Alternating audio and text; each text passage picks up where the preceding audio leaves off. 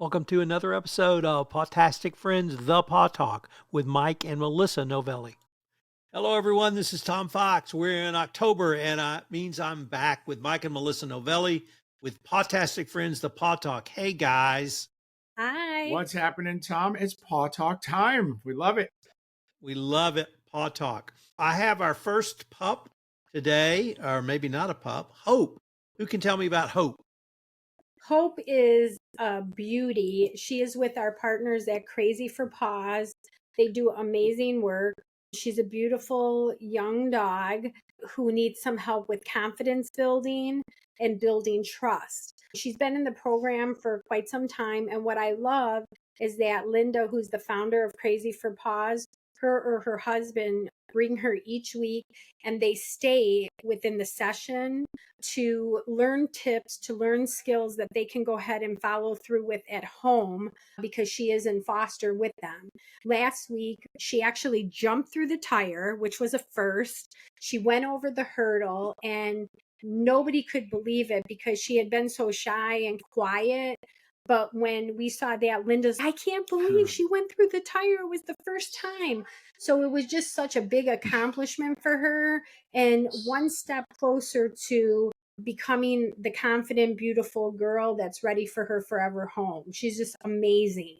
Let me pick up on something you just said about building confidence. What would cause a dog not to have confidence? And then how do you build that confidence where she can jump through that tire? Confidence building can come from a bunch of different things that have happened through the past. Perhaps maybe she was abandoned and she developed a broken spirit. Sometimes we see owners pass away, so their spirit's broken and they're shut down, almost you could say giving up.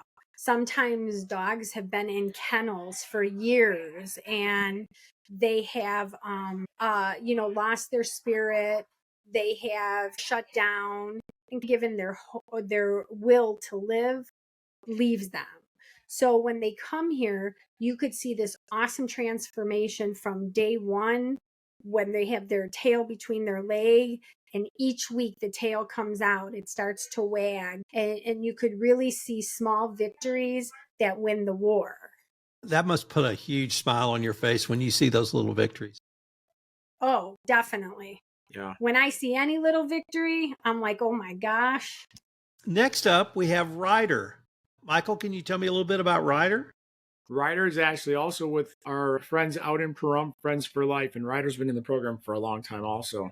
Yeah, since about 2018. Yeah. He's a senior dog now. He gets along great with other dogs, and he's just a dog he's a dog that kind of seems like his spirit is down, and a dog that really could use a foster, that could use an adopter just to build him up again and to show him that, yeah, there is hope. There is hope. It might have taken a little longer, but there is hope. So what kind of dog is Ryder? Ryder's another pity mix. There's so many of them. There's nothing that drives me more crazy or Melissa or the volunteers when somebody has a pit bull and they're like, oh, my dog's so cute. I want to breed him just for one litter. We're like, oh my God, go walk to the shelter. Go look around and see how many, because that dog's going to have 8 dogs or 10 dogs. And the chances of some of those dogs finding themselves in a shelter or euthanized is pretty good. So we're like, please have your pet spayed or neutered. And another thing about Ryder that he has against him is he's a black dog. And a lot of times black dogs are overlooked. And it's sad, but it is a true story. He's just, like I said, he's dog friendly, he's people friendly. So he just needs somebody that's willing to give him a chance. And older dogs are great because you don't have to go through the puppy stage and you're good to go. And they've got a lot of life and a lot of love to give. They just need a chance. What would you say is Ryder's favorite either exercise or thing to do when he comes to or does he come to the facility or do you guys go out to see him? He's out at Friends for Life, and they have a beautiful facility. They have really nice indoor and outdoor kennels, and they actually have a park area where our trainers go out there and train. Loves agility. That's what we do with a lot of the dogs out there. He likes puzzles. I think right now he just goes through the motions. So we're working on something that'll like pick him up a little bit more instead of doing the same things. I bet you he'd be really good with nose work. He loves the hurdles. He loves problem solving. And to be honest, I really think he would flourish with social sessions with other dogs, just to get out and play and to have fun and do those things. And he soaks up the attention. Tell us about your recently adopted dog, Rogan. So Rogan is what you would call a bull in a china shop. He was with our friends over at the Nevada SPCA, and he needed help with controlling his emotion, his excitement, wouldn't you say, and his overstimulation. Yeah, and his coping mechanism, because he was coping with shelter life, was to get toys and just destroy them. So when he came to the center, we weren't aware of that. And the first time he came, like he grabbed a fit bone, which is like a yoga tool, and just destroyed it. Actually, a couple of them, probably 2 or 3. It was a quick $300 lesson. Yeah.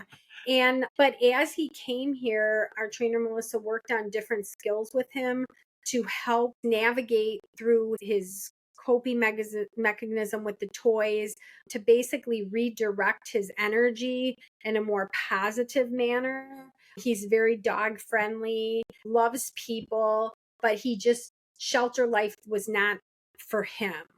And as months passed and he had no interest, even with coming here, even with going on field trips, he still started to deteriorate a little bit in the shelter environment, until one day a family came, and they were a previous adopter, and they had another dog, Odin, and they adopted him, and he's doing phenomenal. The 2 dogs do great together, and they have not one problem with him in the house. And Odin, what about Odin? Odin was from a long time ago. Yeah, he was from the shelter as well. Yep. That was a good success story. Michael, I wanted to ask you for our sort of tip. You've talked about lots of different things dogs can do indoors in different podcasts, but I wanted you to maybe see if you could put them all together in one podcast. So if somebody's listening to this and they want to get some in-home training tips, what are 2 or 3 that you might suggest that they could do inside their home? Even just basic commands. A lot of times we don't take the time to spend with our dogs and do the sit, and here's a treat. And you do the down, here's a treat. Even if they're older dogs, it gives them something to do because they're home all day while you're at work. They're waiting for you to get home. One of the things we do with Bentley is we do nose work. Melissa does it like 2 or 3 times before we go to work. Then we do it later. We just hide treats around certain areas and makes them find it and work and be like, hey, mom and dad are playing with me. It's fun stuff. It's real easy. Little training treats, hide them around the house. You don't need boxes, or you can hide them under, we hide them under a pillow or a toy. I create puzzles for him. So I stack toys. I put them in between the toy fingers and stuff. It's fun for them because, you're spending that bonding time. And nose work actually is almost equivalent to taking a dog for a long walk, because it's mental stimulation. And it's simple to do. You could get a tin of a muffin tin. You could hide treats in the muffin tin and put like a tennis ball, a couple tennis balls over there, and they could solve the puzzle. It's simple things like that. You could do that indoors. You could do it outdoors. You could do PVC pipes put together with little holes in there where they have to get the kibble to come out. Frozen Kongs are great. The dogs go crazy for those. So there's so many things you could do at home that are basic in-home enrichment, even like tearing up paper towel rolls and stuff like that. Yeah, it makes a mess, but it's a healthy tool for enrichment for your dogs. So a lot of times you see the dogs just take the stuffing out. Where's the squeaker? I got the squeaker. On to the next. So let me ask you another question. How do you communicate, and this is in the home setting, how do you communicate to a dog that you love them? Do you pet them? Do you rub their stomach? Do you tell them they're a good girl? Do you talk to them? How would you suggest, or what's the best way you guys have found to really communicate to a dog how much they're loved? Go ahead. You're the podcaster. Go for it. For me, I think it depends. Like Bentley, I'm always kissing his face and hugging him and stuff. But we did take a class, and they said that hugging dogs is not proper to do. That dogs do not like to be hugged. They tolerate it. Yeah, they tolerate it, but I'm already breaking the rules hugging them. Yeah. I think it's important petting them under the chin, telling them good boy, good girl, excitement words. Little things like that, I think, are what's important. They feed on your positive emotion. Okay. Guys, I wanted to thank you again, but before we leave, if our listeners wanted any more information on Pawtastic Friends, what would be the best place for them to go? They can go right to our website, pawtasticfriends.com, or they can check us out on social media. Facebook is Pawtastic Friends. Instagram is Pawtastic Friends LV. Always looking for corporate sponsors, individual sponsors. This 5,000 square foot center here, it's very expensive to operate per year, so we're always looking for support from all over the world, not just here in Las Vegas. We're changing lives and saving lives, and thanks to people like yourself, Tom, you're helping us greatly. We appreciate it. Okay, guys, till next time. Thanks. Thanks, Thank Tom. you. Bye. This is Tom Fox again. Hope you've enjoyed this episode of the Paw Talk. If you have enjoyed it, I hope you'll subscribe, rate, and review wherever great podcasts are listened to. I also hope you will consider a donation to Pawtastic Friends. Michael and Melissa Novelli could really use your help, and they do some really important work. Pawtastic Friends, the Paw Talk is a production of the Compliance Podcast Network.